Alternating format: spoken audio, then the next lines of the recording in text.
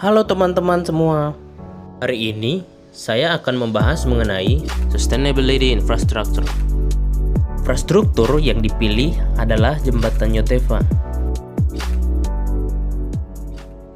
Alasan saya memilih jembatan ini adalah yang pertama, jembatan ini berada di daerah saya, yaitu di Jayapura, Papua. Yang kedua, jembatan ini mendapatkan rekor muri sebagai jembatan rangka baja utuh dengan rekor pengiriman terjauh dan rekor pemasangan jembatan rangka baja utuh terpanjang.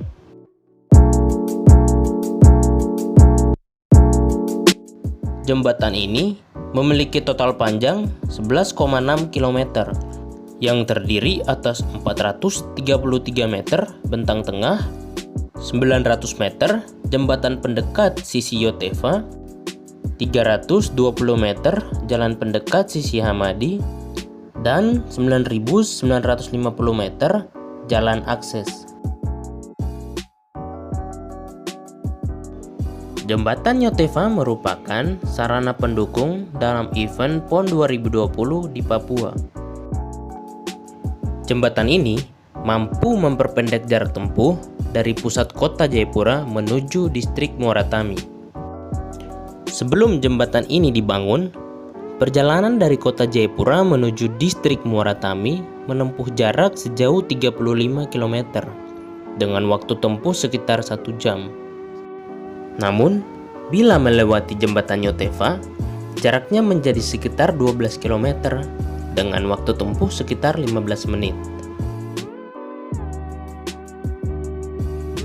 Untuk perakitan bentang jembatan, seluruhnya dilakukan di PT PAL Indonesia yang berada di Surabaya. Produksi jembatan di Surabaya bertujuan untuk meningkatkan aspek keselamatan kerja, meningkatkan kualitas pengelasan, dan mempercepat waktu pelaksanaan konstruksi hingga 3 bulan. Ini merupakan kali pertama pembangunan jembatan di mana jembatan pelengkungnya dibuat utuh di tempat lain dan kemudian dibawa ke lokasi.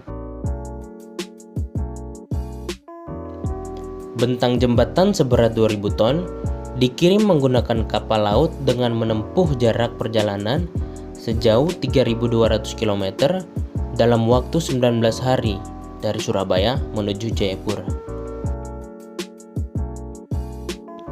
Jembatan Yotefa dibangun dalam kurun waktu 4 tahun. Pada 28 Oktober 2019, jembatan Yotefa diresmikan oleh Presiden Jokowi. Dalam konsep sustainability, pembangunan berkelanjutan membutuhkan perspektif jangka panjang. Keberlanjutan pembangunan memerlukan pencapaian dalam hal ekonomi, sosial budaya, dan ekologi atau lingkungan. Dampak lingkungan yang terjadi akibat adanya jembatan Yotefa menitikberatkan pada cepat atau lambatnya proses adaptasi. Lingkungan yang baru berupa adanya jembatan mendorong masyarakat untuk harus menyesuaikan diri.